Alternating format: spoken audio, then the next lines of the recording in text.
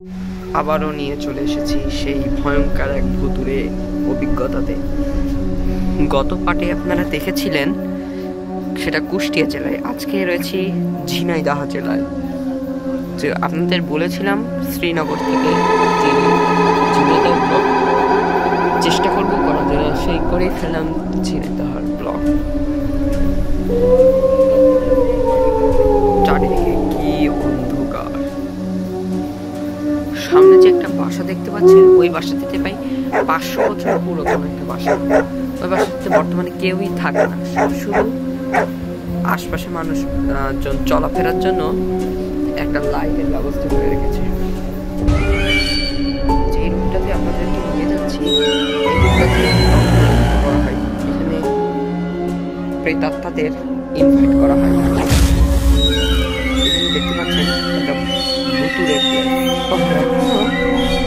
এখানে আর কার্যক্রম চলে না, এখন আজান দিচ্ছে। এই দেখুন, এখানে যে কাপড়টা ছিল, এই কাপড়টা দিয়ে মূলত তন্ত্রমন্ত্রটা চালিয়ে যাওয়া হতো। বাইরে নামা যাচ্ছে না, কারণ বৃষ্টির কারণে উঠোন পিছলে। এখানে যে হ্যাঙ্গারটা দেখতে পাচ্ছেন, এখানে মূলত বলির পাথা মানে তন্ত্রমন্ত্র করে সবাইকে আত্মাদের আগমন করা হতো। এই চেয়ারটিতে সবাইকে বসানো হতো।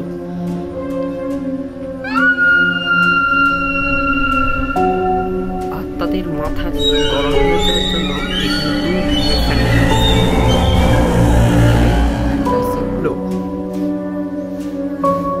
এখানে যে বক্সটা দেখতে পাচ্ছেন, এই বক্সটার মধ্যে যে সকল আত্মাদের বিনষ্ট হয়ে গেছে তাদের অংশগুলো এই ভেতরে রেখে দেওয়া হতো।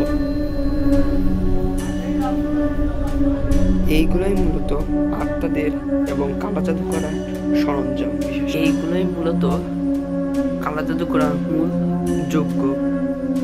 এইগুলোতে যে আত্মাদের এক ধরনের কি বলে আমি তো সেটা জানি না, সেইগুলো দিয়ে আত্মাদের আগমন করা হয়, ইনভাইট করা হতো।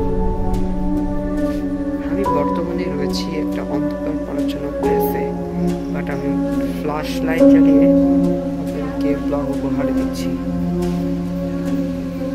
ওই জায়গাতে আপনারা যেটা দেখতে পাচ্ছেন, তবে দড়ি নেই, ওখানে আগে একটা মানুষ গলায় দড়ি দিয়ে মারা গিয়েছিল। তো কেমন লাগলো ভুতুড়ের ব্লগটা? তো আজকে এই পর্যন্তই। সবাই ভালো থাকবেন, সুস্থ থাকবেন এবং বেশি বেশি করে আমাদের চ্যানেলটিকে সাবস্ক্রাইব করবেন। তো আজকে এই পর্যন্তই। ঝিনাইদহ পার্টিতে আপনাদেরকে আবারও জানাচ্ছি স্বাগতম। আসসালামু আলাইকুম, থ্যাংকস ফর ওয়াচিং।